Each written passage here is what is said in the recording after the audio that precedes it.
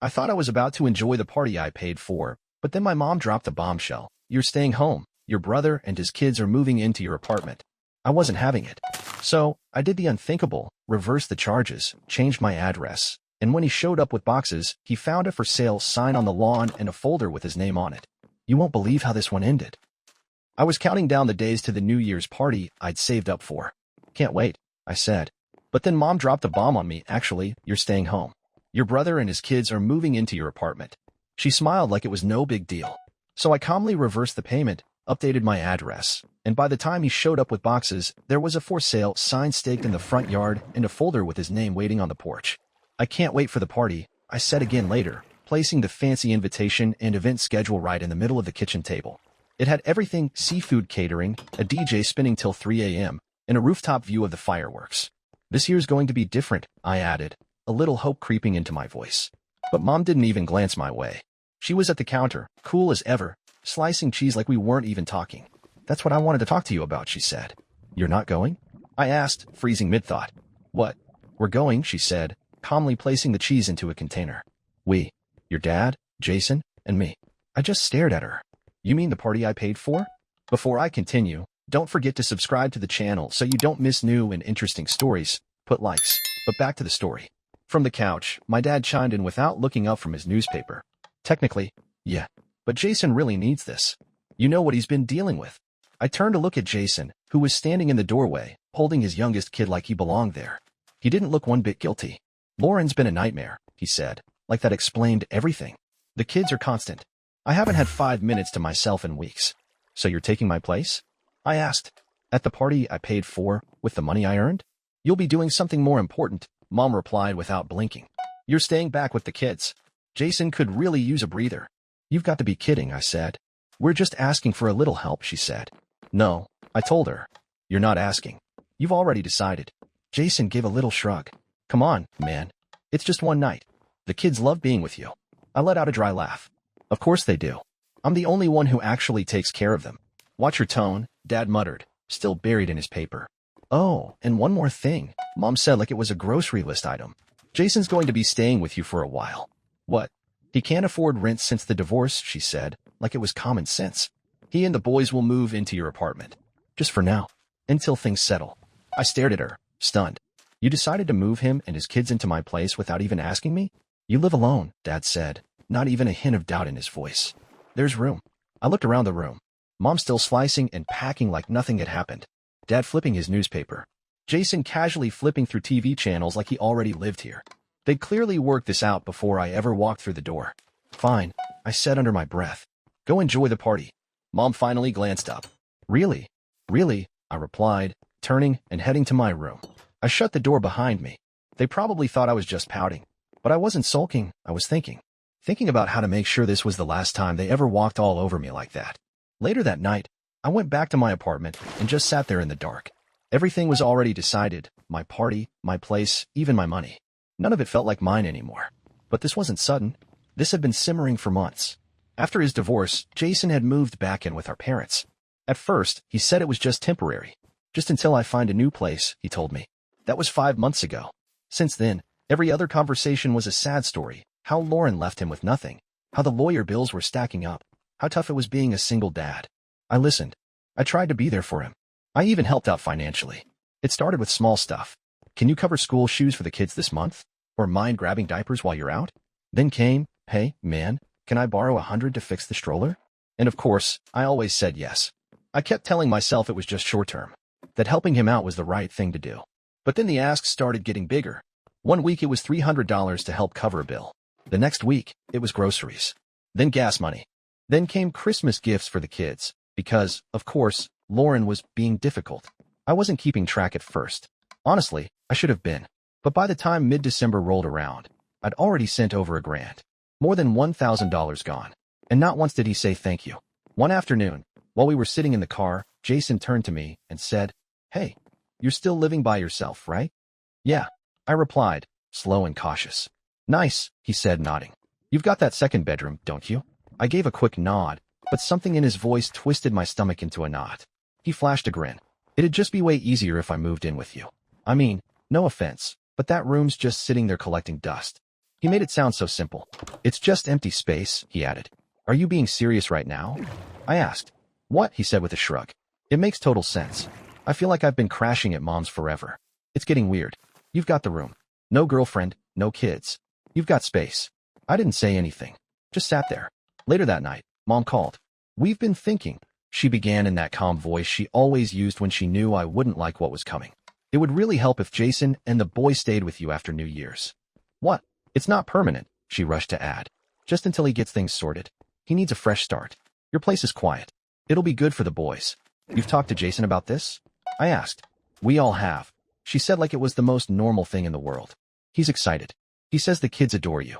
Fantastic, I muttered. Except no one's asked what I want. She paused for a second. Don't make this about you, she said. He's struggling. I'd heard that line more times than I could count. Every time I pushed back, it was the same thing. Don't be selfish. Every dollar I gave, you don't have kids. You can afford it. Every holiday I skipped, every weekend I spent babysitting, just help out a little, it's family. But it was finally starting to click. This wasn't about family. This was a one-way street. I was the guy everyone called when they needed something, and no one ever gave anything back. The next morning, Jason texted me a picture of bunk beds. Think this setup would fit in the extra room? No. Can we talk? No. Are you okay with this? Just assuming. Like the decision had already been made. I stared at that screen for a long time. Then I opened my banking app. Scrolled through the transfers, the little just this once payments, gift cards, birthday gifts, pizza nights, school field trips, even utilities. All the times I told myself it was nothing. But when I added it up in my head, my jaw tightened. Over $2,000 gone since summer. And now, he wanted my apartment too. Something inside me hardened. No one had ever asked how I was doing. No one cared what I was giving up. They just kept reaching for more. That night, I didn't sleep. I lay in bed, staring at the ceiling, my brain racing with all the things I should have said. All the moments I should have stood up for myself. Around 3 a.m., I stopped thinking. I got up and started doing. First, I pulled out my laptop and canceled everything. The rooftop venue, the DJ, the seafood spread, the champagne order. Then I got on the phone with my bank and reversed every charge I'd made for the New Year's Eve party. Every cancellation felt like slicing through a rope that had been tying me down. Next, I opened another browser tab and listed my apartment for sale. When January 2nd rolled in, the air was sharp, the sky dull and gray. But I felt clearer than I had in months. I'd already moved into a short-term rental across town. Nothing flashy, just clean and quiet. 2 suitcases, that's all I took. I left everything else behind. No calls. No messages. I just disappeared. But not without leaving a parting gift.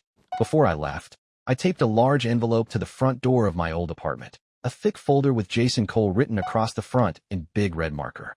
And in the frozen yard, right up by the front steps, I hammered in a bright red and white for sale sign. At 3:27 p.m., my phone lit up. Jason, on the way over. Kids are pumped. Got everything packed. I didn't respond. I was sitting in a quiet little cafe just a few blocks away, sipping coffee and watching the whole thing unfold through the live security feed I'd set up the week before. Just in case. 15 minutes later, his minivan rolled into the driveway. The kids were in the back. Boxes stacked. Bags packed. A plastic storage bin full of toys crammed into the trunk. He pulled into the driveway, hopped out of the van, stretched like he'd just arrived at some 5-star resort. Big smile on his face. But then he saw it, the sign. Bold letters. For sale. He stopped cold. Just stood there staring, like the words were in another language. The grin vanished instantly. He walked up the steps and reached for the door, only to realize it wouldn't budge. The lock had been changed. That's when he spotted the envelope, taped front and center. He yanked it off, tore it open, and started flipping through the thick stack of papers inside. And that's when the real show started. First page, a screenshot of the canceled venue reservation, date, time, everything. Second page, an email confirmation that catering had been fully refunded, complete with the note. Client requested full reversal due to fraudulent family interference. Third page, a detailed spreadsheet, line by line, of every single dollar I'd handed him over the past year. Rent help, groceries, clothes for the kids, school fees. All itemized, dated, and neatly totaled at the bottom. $3,845.77. Unpaid. Unacknowledged. Unappreciated. Page 4 was a letter. I wrote it myself. Jason, you took too much for too long. You assumed I'd always say yes. You believed I had nothing better to do than clean up after your chaos. You were wrong. This is not your home. This is not your backup plan. This is not your fresh start. The only thing waiting for you here is the realization that the free ride is officially over. Happy New Year. Page 5. A printed screenshot of a video call he'd had with a friend, laughing and saying, "My brother's a failure, but he owes mom, so it works out." Page 6. A signed realtor agreement. Page 7.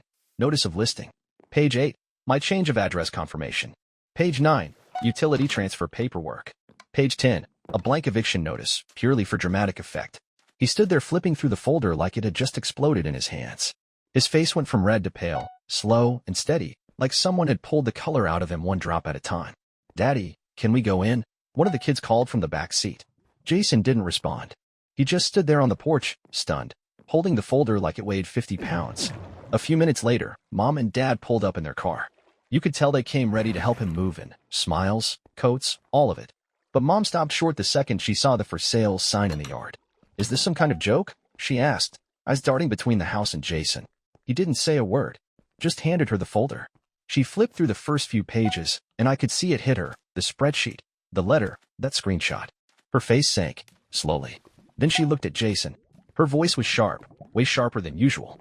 "Did you actually say that about your brother?" "It was a joke," Jason mumbled, not looking at her. Dad took a long look at the house. Then the sign. Then the kids still waiting in the van, probably wondering what the holdup was. "He's gone," Dad muttered under his breath. Mom's phone buzzed in her coat pocket. She pulled it out. It was a group text from me. Sent to all three of them. "Don't contact me. Not about the apartment. Not about babysitting. Not about money. You made your choices. I've made mine. I'm done." That night, there was no rooftop party. No champagne pop. No countdown. I didn't celebrate the way I thought I would. Instead, I sat on the floor of my new place, quiet, small, and completely mine. I made a frozen pizza. Watched a dumb action movie. And then I slept like a baby. Because for the first time in my life, I didn't owe anybody a damn thing. And no one was going to show up at my door with boxes ever again. The first 24 hours were silent. Not a word. I turned off my phone, stayed off social media, didn't check email. I started to think, maybe, just maybe, they got the message. Maybe that folder said everything that needed saying. But of course, that peace didn't last.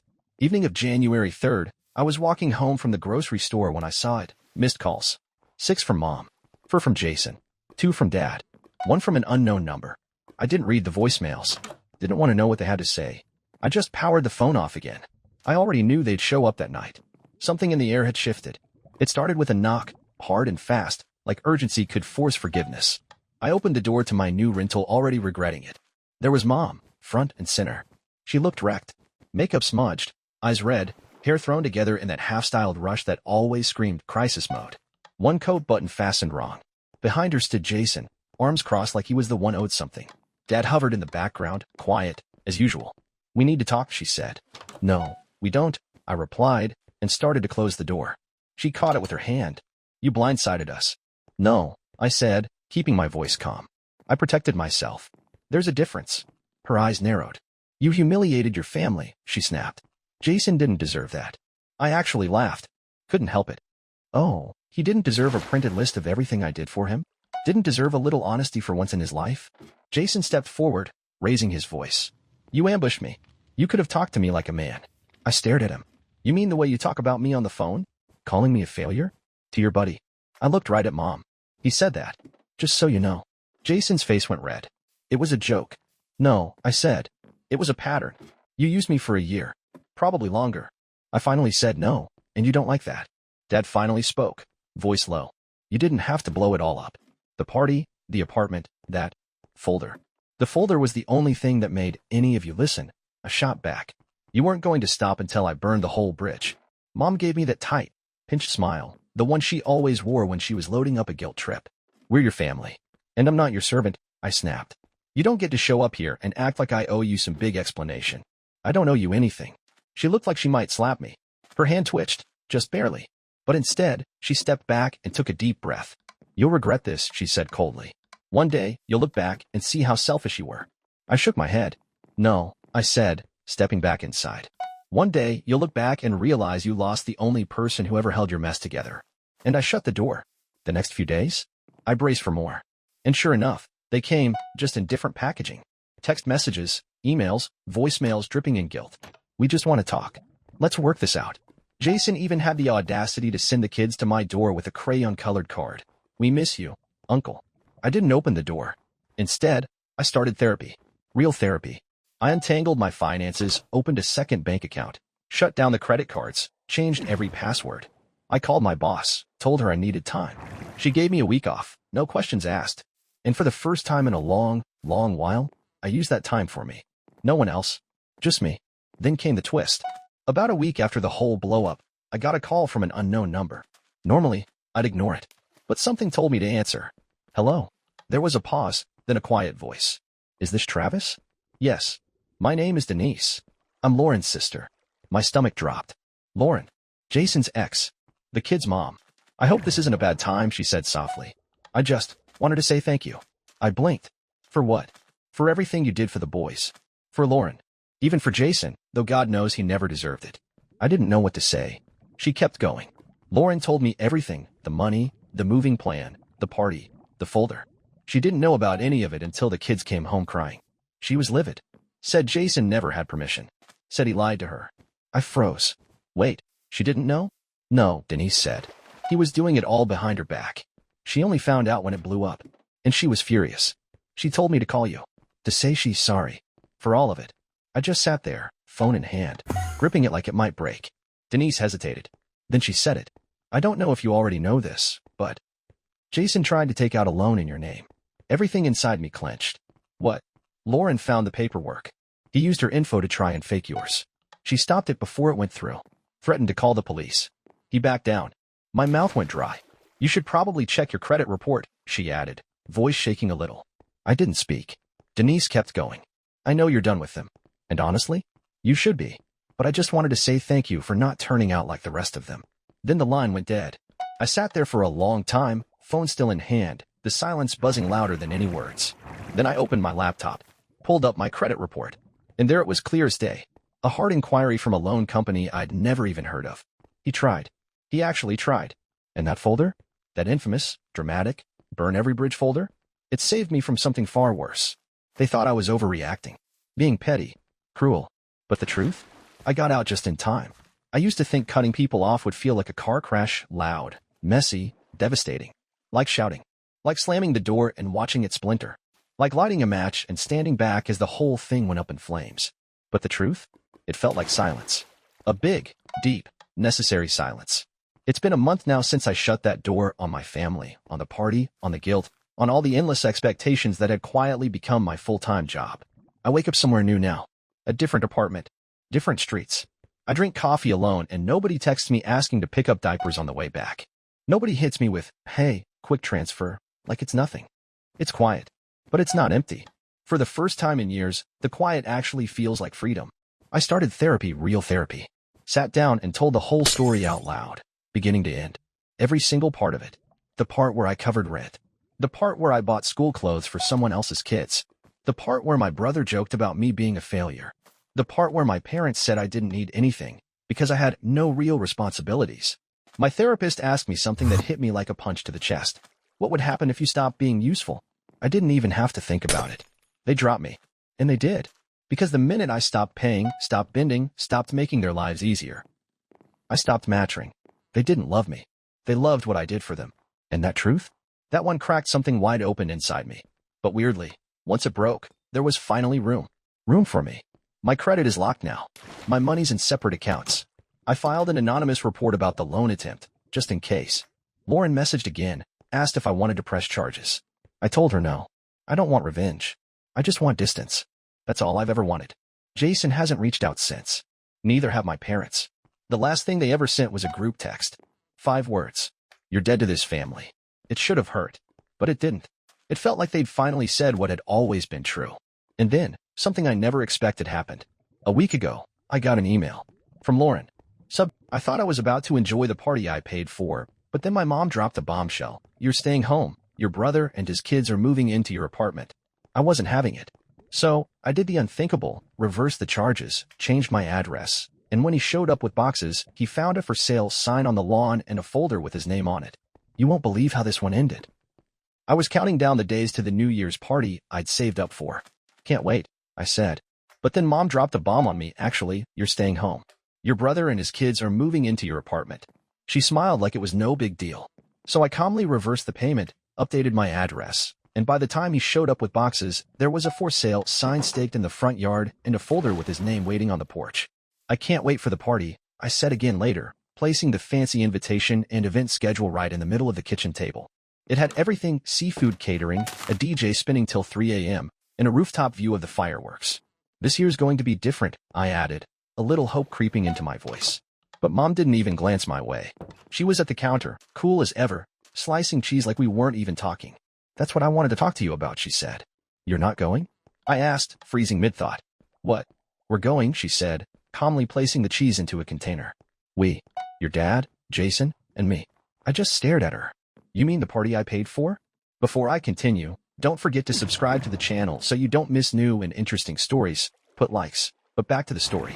From the couch, my dad chimed in without looking up from his newspaper. Technically, yeah. But Jason really needs this. You know what he's been dealing with. I turned to look at Jason, who was standing in the doorway, holding his youngest kid like he belonged there. He didn't look one bit guilty. Lauren's been a nightmare, he said, like that explained everything. The kids are constant. I haven't had 5 minutes to myself.